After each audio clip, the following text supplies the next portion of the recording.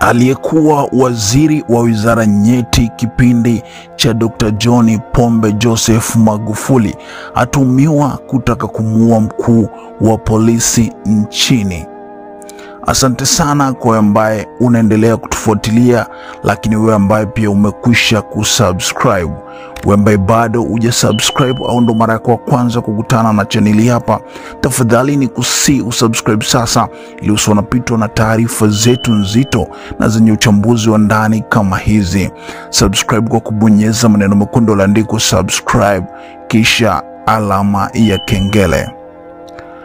Siku kadhaa huko nyuma kupitia kwenye mitandao ya kijamii zilikuwa zinasambaa taarifa mbalimbali zikidai kwamba aliwahi kuwa waziri wa viwanda na biashara, lakini pia aliwahi kuwa mkuu wa kituo cha uwekezaji nchini Tanzania na ni mbunge wa kule Masasi mjini, Geoffrey Mwambe, ambao alishika nyadhifa hizo nzito kipindi cha Dr. John Pombe Joseph Magufuli, kwamba anashikiliwa na hajapewa dhamana, lakini pia hajafikishwa mahakamani. Kadaiwa kwamba familia yake iliwasiliana na mawakili wake na kwenda kufungua kesi kule mahakama hakimu mkazi Kisutu ya kulazimisha jeshi la polisi liweze kumpeleka mahakamani ama kumwachilia kwa dhamana, ambapo baadaye jeshi la polisi lilijitokeza na kukiri kwamba limemkamata Geoffrey Mwambe kwa makosa kadhaa, ambapo lilidai linaendelea na uchunguzi. Sasa wakili wa Geoffrey Mwambe ameibuka Disemba 15, 2024 na kuongelea juu ya kukamatwa kwa Geoffrey Mwambe ambaye ni waziri wa zamani wa viwanda na biashara kipindi cha Dr. John Pombe Magufuli, ambapo wakili wake Mwasipu amefunguka na kusema kwamba Geoffrey Mwambe aliweza kuachiliwa kwa dhamana tarehe 14 Disemba kule kwenye ofisi ya ZCO Central jijini Dar es Salaam. Lakini Mwasipu akihadisia taratibu zote za kukamatwa kwa Mwambe, anadai Mwambe alikamatwa tarehe 7 na kupelekwa kituo cha polisi Mbweni na baadaye kuhamishwa kutoka kituo cha polisi Mbweni kupelekwa kituo cha polisi kati yani Central, ambapo alienda kufanya mahojiano kwenye ofisi ya ZCO na baadaye tena akahamishwa kutoka katika kituo cha polisi Central na kupelekwa kuendelea kushikiliwa katika kituo cha polisi kule Kigamboni, ambapo wakili wake anasema walifika mahakama ya hakimu mkazi Kisutu na kufungua kesi ya kulazimisha jeshi la polisi kumwachilia au kumfikisha mahakamani, ambapo anadai kesi hiyo ilienda kwa hakimu Gwanta Mwankuga ambaye tarehe 15 Disemba ndio ilikuwa siku ya kusikilizwa kwa kesi hiyo ili maamuzi yaweze kutoka. Lakini wakili huyo wa Geoffrey Mwambe anadai sasa kwamba Disemba 14 saa 3 asubuhi Geoffrey Mwambe alizaminiwa katika ofisi ya ZCO kule jijini Dar es Salaam. Lakini wakili wake anasema Geoffrey Mwambe ametumiwa kwa makosa mawili, ambapo kosa la kwanza ni njama za kutaka kumuua mkuu wa polisi, alafu kosa la pili ni uchochezi wa kimtandao, na amepewa dhamana, lakini anatakiwa ripoti kituo cha polisi Central kwenye ofisi ya ZCO siku 7 huku upelelezi ukiwa unaendelea. Lakini kama ulivyosikia vizuri hapo, makosa ambayo anatumiwa nayo, kosa la kwanza ni kutaka njama za kutaka kumuua mkuu wa jeshi la polisi, ambapo kwa Tanzania tunafahamu mkuu wa jeshi la polisi ni IGP Camillus Wambura. Lakini kosa la pili ni uchochezi wa kimtandao.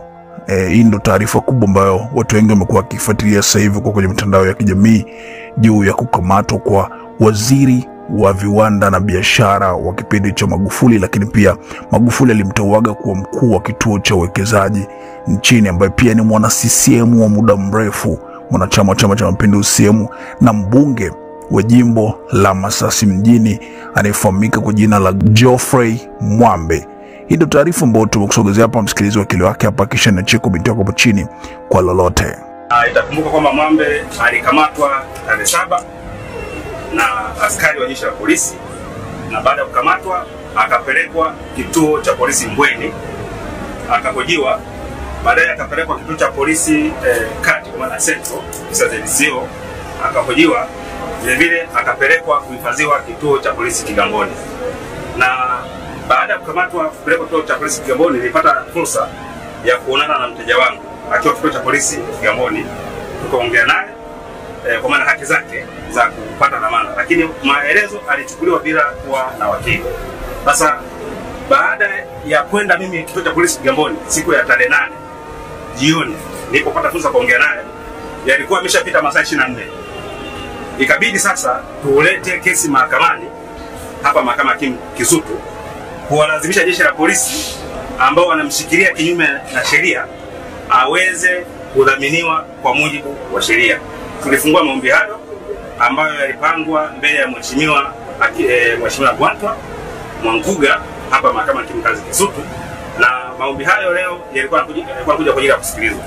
Lakini kwa bahati nzuri siku ya jana tarehe 14 mida ya saa 3 asubuhi mteja wangu alipata dhamana ya jeshi la polisi. Kwa hiyo alidhaminiwa na jeshi la polisi jana kituo ofisi ya ZCO, na tuma kubwa ambazo anatumiwa nazo ni mbili. Tuma ya kwanza ni njama za kutaka kumua mkuu wa polisi. Sasa haijulikani mkuu wa polisi ni nani. Kwa alihojiwa kwa tuma hizo. Tuma la pili ni tuma za uchochezi za kimtandao. Tuma za uchochezi za kimtandao.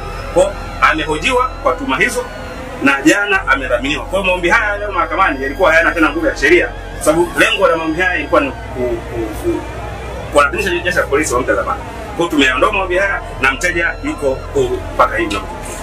Kwa taratibu manake za tuma zake kwa mujibu wa polisi wameeleza nini? Sasa tulienda leo kuripoti saa 3 asubuhi ofisi ya ZCO, tukaongea naye na amesema hivi, upelelezi bado unaendelea. Sababu tuma ni nzito, upelelezi bado unaendelea, na amempa siku 7 kuripoti hapo ofisi ya ZCO. Kwa maana Jumanne anatakiwa kuripoti ofisi ya ZCO mpaka hapo upelelezi ambapo utakamilika. Kama wataona kuna kesi ya msingi wataleta mahakamani, na kama kutakuwa kuna kesi ya msingi basi atakuwa kwa huu kwa mujibu wa sheria. Wamefafanua pengine hiyo tuma ya kumua mkuu wa hajafafanua, na kwa sababu wanapeleleza kwa mujibu wa maelezo yao kwamba anapeleleza huyo mkuu wa polisi ambaye Geoffrey Mwamba alikuwa anataka kumua ni nani, hawajui na wenyewe, kwa wanapeleleza, na ndio maana wanasema upelelezi unaendelea. Kwa hiyo siku upelelezi ukikamilika na wakijua ni nani ambaye anataka kuuawa na uchochezi upi wa kimtandao, then wataleta kesi. Hakikisha umesubscribe, comment, like na kushare. Mseto Media, we connect everywhere.